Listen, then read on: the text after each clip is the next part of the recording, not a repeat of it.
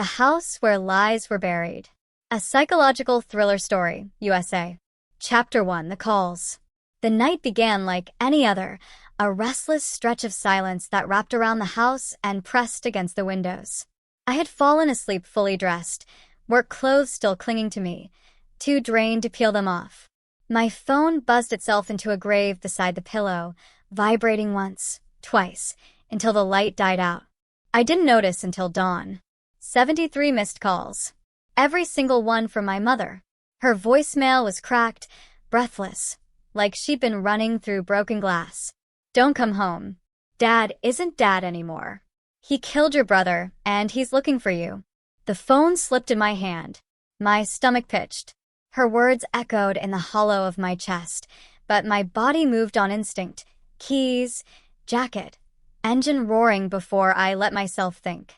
The drive blurred into a tunnel of headlights and asphalt. Each mile felt heavier than the last, as if the road was pulling me into something I didn't want to see. Every shadow on the roadside twisted into warning, stretching like claws across my windshield.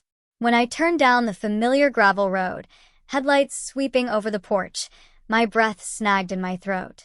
He was already there, sitting like he'd been waiting, arms relaxed on his knees, shirt soaked in dark patches that glistened wet, sticky. He looked up. My father. Son, he said, smiling too wide. Your mother needs to stop spreading lies. The smile didn't fit his face.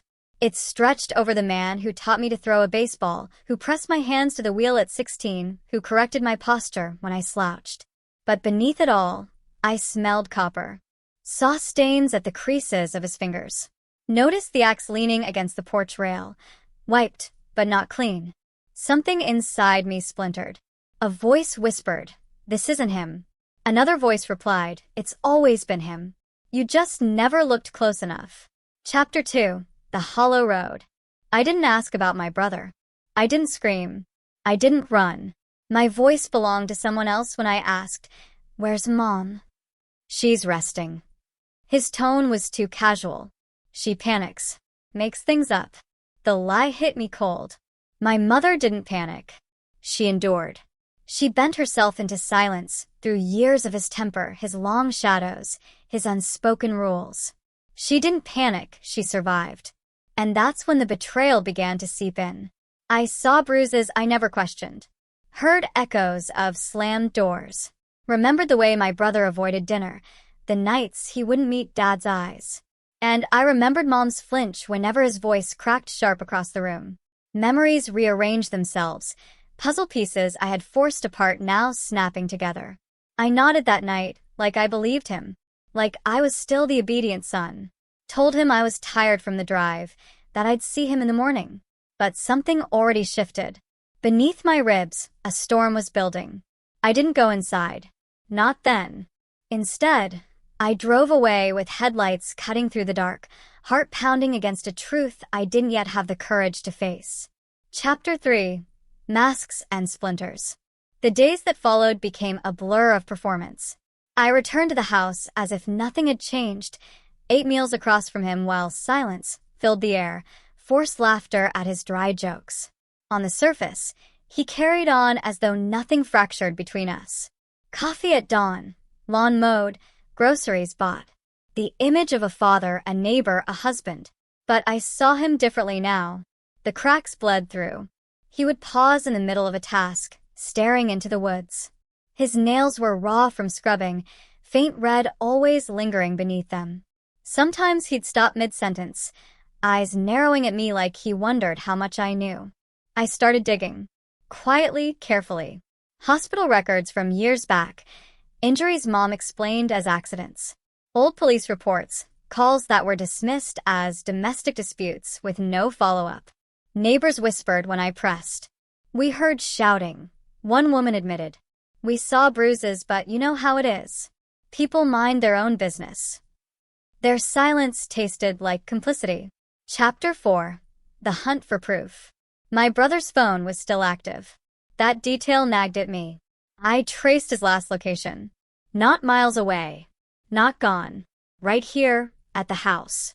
The timestamp just hours before Mom's calls began. I replayed his laugh in my head, the sound of him alive, refusing to fade. But the evidence suggested otherwise. Then Mom's message arrived 2 days later. A single photo, a note scrawled on the back of a gas station receipt. He thinks I'm gone. I'm hiding. Proof. My lungs collapsed. Relief and horror knotted together. She was alive, but just barely. It was enough to keep me moving. Enough to dig deeper. Chapter 5. The photo. I carried her note folded in my pocket everywhere, the ink already smudging from sweat. Proof that she lived, but also proof of his danger. Every night, I returned to the house under the pretense of normalcy. He sat in his chair, television murmuring, beer sweating on the table. He'd look at me with those steady eyes, searching, suspicious. I studied him back. His patterns. His cracks. He could never fully wash them clean. The faint red beneath his nails, the hollow stare, when he thought no one watched. The more I observed, the more the mask slipped, and the more I realized the man I thought was my father would never truly exist. Chapter 6. Cracked in the middle. 3 weeks later, the report landed on my desk. DNA analysis. Blood samples collected from the porch, from the soil near the shed. 2 profiles. One matched my brother. The other, my mother. The truth sliced me clean open. That night, I drove back to the house. The gravel crunched beneath my tires like bones snapping. Inside, the air was oppressive, as though the walls themselves held their breath. He sat at the kitchen table, beer in hand, waiting. I laid the folder in front of him. Open. Unavoidable. His jaw tightened. His eyes flicked over the words. No denial. Just silence. Finally, he laughed. Low. Broken. You always were too smart for your own good. Chapter 7. The evidence. I didn't yell. Didn't strike. I didn't give him the chaos he wanted. Fear, submission, noise. Instead, I leaned closer, voice steady. You buried them under your own roof. And you thought no one would see. His eyes twitched. For the first time, he looked small. Not the towering figure of my childhood. Not the monster who bent us all to his will. Just a man, cornered by truth. I already sent copies, I said. To the sheriff. To the press. To everyone who thought you were a good man. The beer bottle trembled in his grip. Rage flared, but his body stayed still. He knew. It was over. Chapter 8. The collapse. I left him sitting there, surrounded not by walls, but by evidence, by the ruin of the myth he built. On the drive back, I didn't feel grief. That part of me had burned out. What I felt was clarity. The kind that strips illusions and leaves only bone. My father was never a protector, never a hero.